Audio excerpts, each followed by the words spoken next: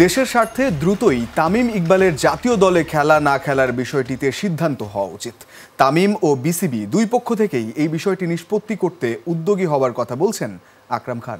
বিসিবির ফ্যাসিলিটিজ কমিটির চেয়ারম্যান বলছেন এই সপ্তাহের মধ্যেই হবে শেখ হাসিনা স্টেডিয়াম নির্মাণ কাজের টেন্ডার। এদিকে কিউরেটর টনি হ্যামিং বিদায় নেয়ার তার বিকল্প কিউরেটর নেয়ার কথা বলছেন আকরাম।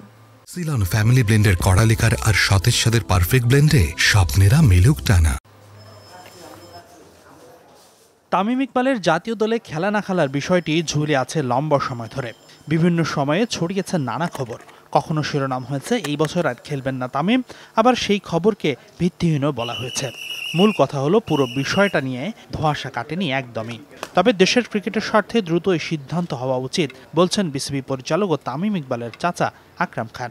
এই বিষয়ে সিদ্ধান্ত নিতে বিসিবি আর তামিম দুই পক্ষকেই উদ্যোগী হওয়ার পরামর্শ দিয়েছেন আকরাম।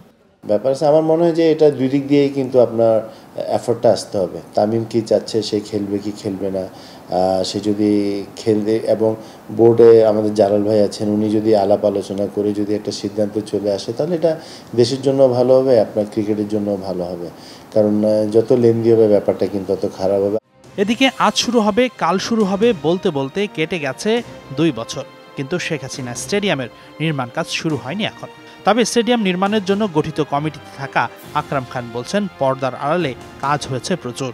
সপ্তাহখানেকের মধ্যে স্টেডিয়ামের নির্মাণ কাজের টেন্ডার হবে বলছেন এই পরিচালক, আর সেটা হলে দ্রুততম সময়ের মধ্যে শুরু করা হবে কাজ।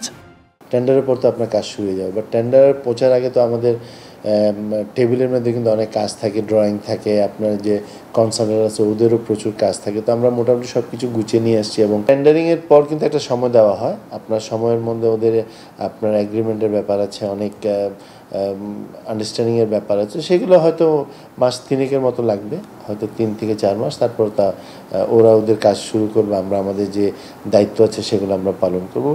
শেখ হাসিনা স্টেডিয়ামের গ্রাউন্ড তৈরির জন্য অস্ট্রেলিয়ান কিউরেটর টনি হ্যামিংকে নিয়ে এসেছিল বিসিবি, কিন্তু স্টেডিয়াম নির্মাণ কাজ শুরু হবার আগেই দায়িত্ব ছেড়ে চলে গেছেন হাই প্রোফাইল এই অজি।